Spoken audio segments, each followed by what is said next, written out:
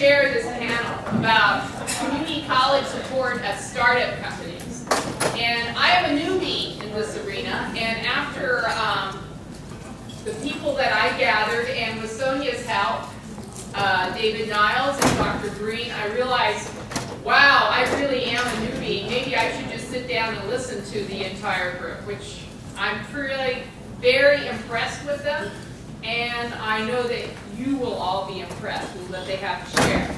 I'm going to say a little bit about what we're doing in Texas, because we did get a $5 million grant to build a wet lab incubator at the community college, which is quite a venture. And then my college put in $3 million more, so it actually looks nice, since it's now a presidential priority. And then Dr. Wendy Johnston will be talking to you. I've invited Wendy because she's like the original. Wendy, stand up. Yay! It's the lab mom thing. Yeah. So, and she'll be talking about what she's doing in Pasadena. And then through Sonia, I met David and Dr. Green, David Niles. Dr. Green right there, and they'll be talking about what they're doing in Pennsylvania, and I'll introduce them.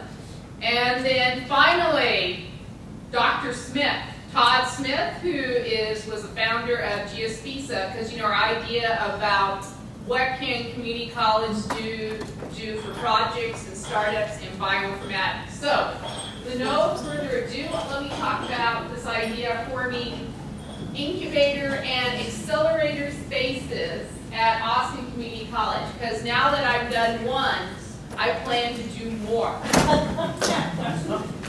This is only a pilot project. It's very small.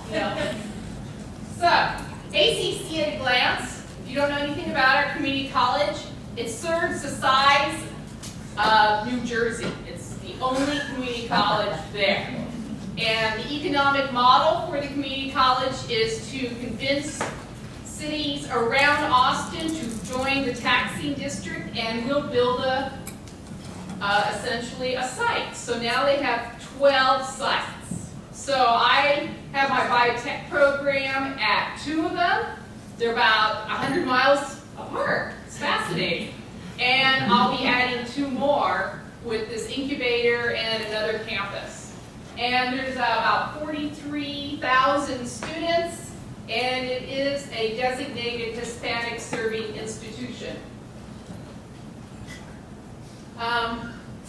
So my president, Dr. Richard Rhodes, he bought a defunct mall, another new economic model.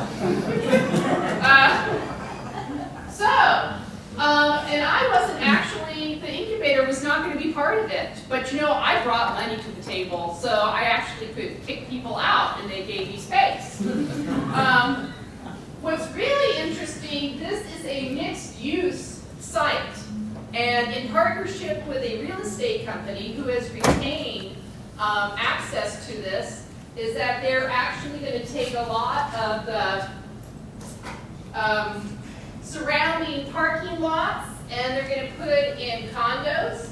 It is kind of a rundown area, and he feels very strongly that the community college should be part of raising economics within the city. He did that with another campus, or school did, at Eastview. I don't know how many of you know what Rackspace is. It's an IT company. They're Dillard's now. So they're leasing this space, and they're paying for the asbestos remediation, everything. And they're going to be starting this fall. So we're going to be part of that. They're really good at getting bonds passed, at least right now. So essentially the cities are paying for this. We'll see how long that lasts. Okay, so the other thing is they also have, besides my incubator, they're also going to be adding an advanced technology manufacturing site. So guess what? I also got involved with that because I know my medical device companies will need some of this advanced manufacturing. So I'm like in the first phase. Second, third phase is to add more spaces for incubation and acceleration. So this whole mall will be kind of a innovation site, commercialization, and academics all combined together. And I know I'm going fast, but we got a lot of good speakers. So every Friday, I have to go to a meeting with the architects. Fascinating. Okay, so it's 8,500 square feet. It's very small. We wanted much bigger. Remember, this is only a pilot. We're learning a lot.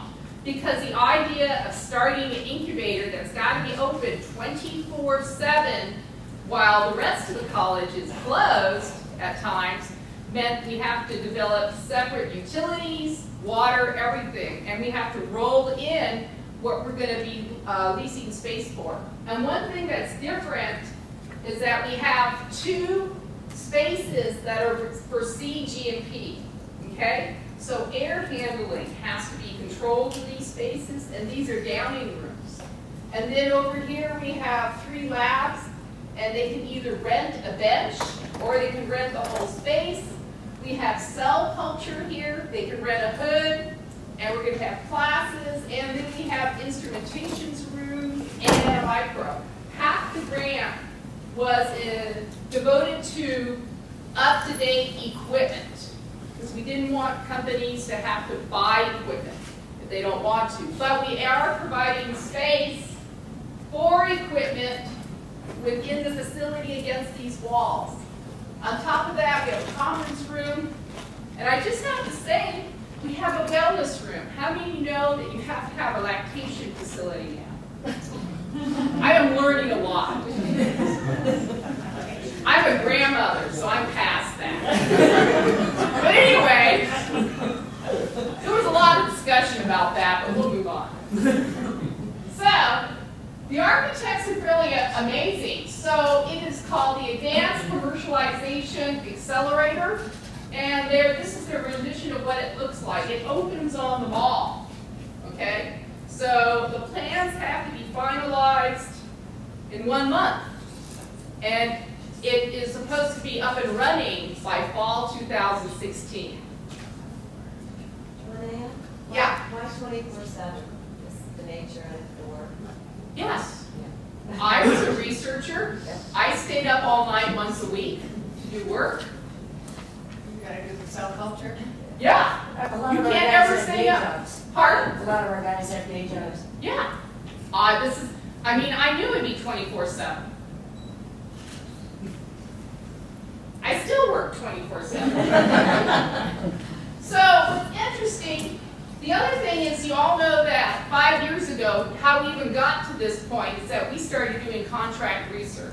And it was based on a report that BioLink produced and the knowledge that all these biotech programs were doing a lot of informal contract research with companies.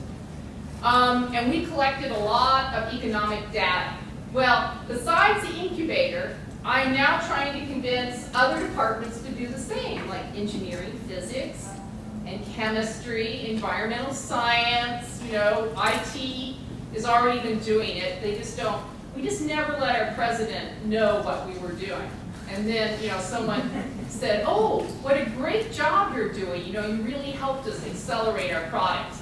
So the other thing we're going to do, we're going to continue that CRO work, but we're going to make it more visible.